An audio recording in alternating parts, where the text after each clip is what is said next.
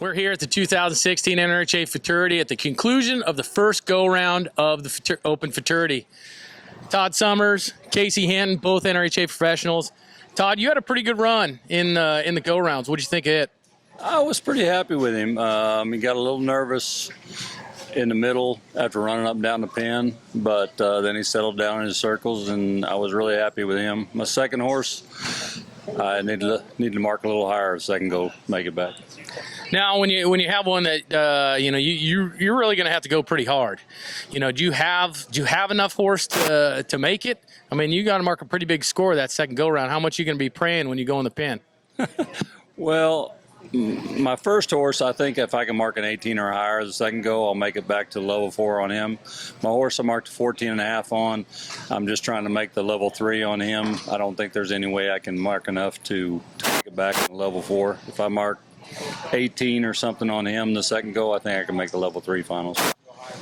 Now, Case, you had not as good a luck as Todd. What were your thoughts on your run? What's your plan for the next go?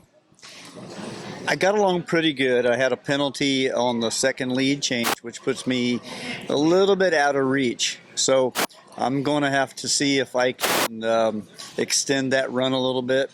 Only being level 4, there's a lot of horses ahead of me, so I'm really not sure what I'm going to do. I'm going to work on that in the morning. Now, this pattern, running up and down the middle, that'll blow a lot of horses up. Would you rather have that be the first pattern that we do or the second pattern of this horse show? For me, I don't think it really matters as much if it's the first go or the second. Personally, I think it's a challenge for this many horses, and at the level of competition that we have, I think you have to have one pattern that's a walk-in, one pattern that's a run-in. It is definitely a separation pattern, but everybody's getting better. If you look at the horses, everybody's getting better at doing their homework. So the pattern has been that way for years. Everybody practices it. There's a lot of good runs out there.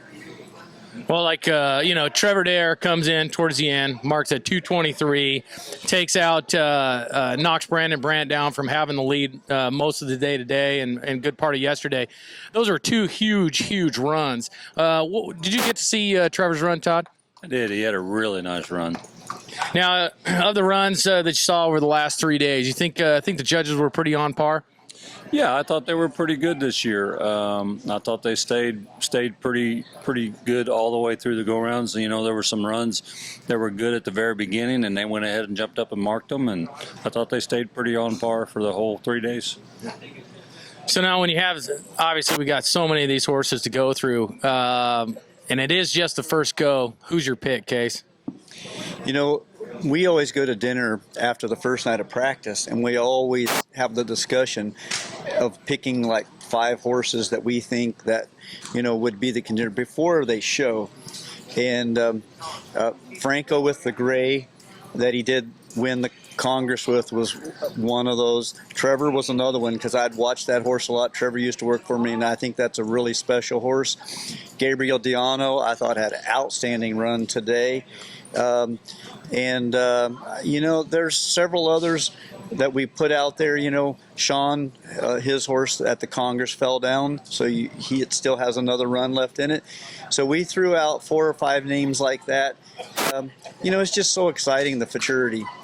Horses are getting better, training's getting better, presentation's getting better, keeping the judges sharp. It's always a work, but I thought they did a really good job. Awesome. Well, thanks, guys, for the input, and good luck in the second go. Thank you.